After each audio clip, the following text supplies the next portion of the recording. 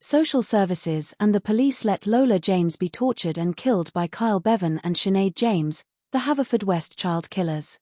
The killers were known to the police and social services, and they did everything they could to enable Bevan and Sinead James to torture and kill Lola James.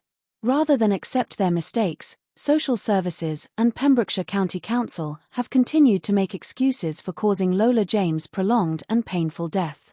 Social services and the police are found to be partially responsible for the death of Lola James, who was tortured and killed by her mother and stepfather by an independent review.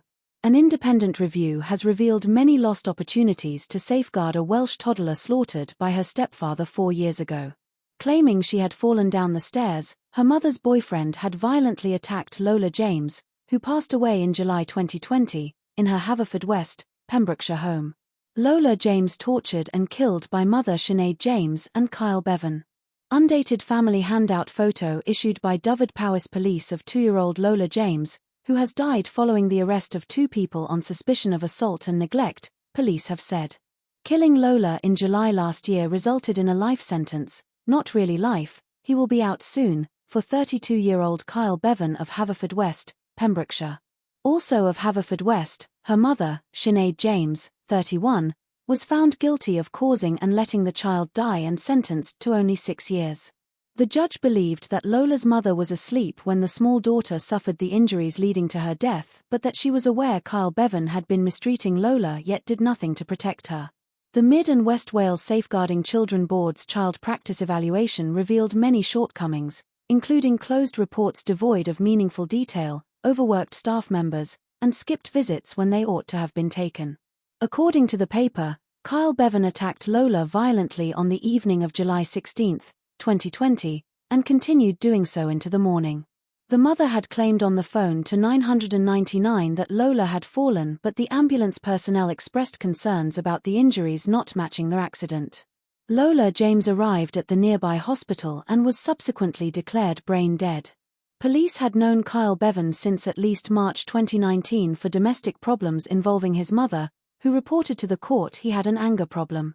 A health visitor to Lola's house reported in January 2020 that the mother, Sinead James, found her daughter demanding and that at past visits, she was unwashed, with black, dirt-covered feet. Although the health visitor turned in a multi-agency referral form to bring in social services, the evaluation revealed several missed opportunities to schedule extra home visits, therefore enabling Lola's well-being to be confirmed. Those visits may have also revealed the state of the house, which would, on its own, have raised child protection concerns. Children's Services published a report on Lola that the review attacked as lacking in information and analysis. The board claimed a report dated February 2020 had been generated and closed by a team manager in March of that year. Still, it was soon discovered the designated social worker had not completed the evaluation. With the team strung under the pressure of the relentless workload, the social worker named had been on sick leave. She informed the review board that, as it was not common practice, she had not expected her supervisor to close her assessment while she was off. Lola's case closure was deemed not appropriate in the evaluation. Said, "This is not a practice that Children's Services at the time, or to date, condoned." The consequence of what happened in this case is that Children's Services did not properly assess Lola's needs as required. Lola's father had also not been contacted by social workers or advised by police of events at the house. Had he known, she could have been relocated within his bubble throughout the epidemic. The report states that Lola's death could have been avoided if social services had not closed cases or more health visits had been conducted. The report included 11 action recommendations and 7 learning points for development to stop more deaths. Among the advised actions are guarantees of sufficient workforce levels and improved agency information exchange. Pembrokeshire County Council would first want to convey their sincerest condolences to the family of Lola James and to all those who have been affected by her murder over 4 years ago, Cabinet Member for Social Care and Safety, Tessa Hodgson said. She said the study allowed the authority to consider its policies and grow from the report's conclusions. She argued that with a social care improvement board set up, an action plan addressing the problems was already being followed. We also hope that the report will help to widen ongoing learning and improvement about several key safeguarding issues across all agencies with safeguarding responsibilities in the West Wales region and beyond, she said. We must seize every chance to enhance our offerings and guarantee that families and children get the best possible support.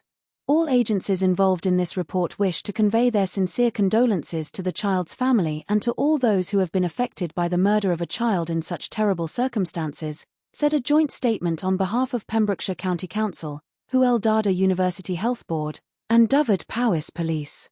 We appreciate the dedication and input of all who have participated in the review process. This has been a chance to reflect and distribute learning among all partner organisations and practitioners on a multi-agency basis. Every agency values the chances this evaluation offers to examine our work and enhance our methods of safeguarding vulnerable children. We hope that the report will also help with more general continuous learning and improvement in connection with several important safeguarding issues across all agencies with safeguarding duties.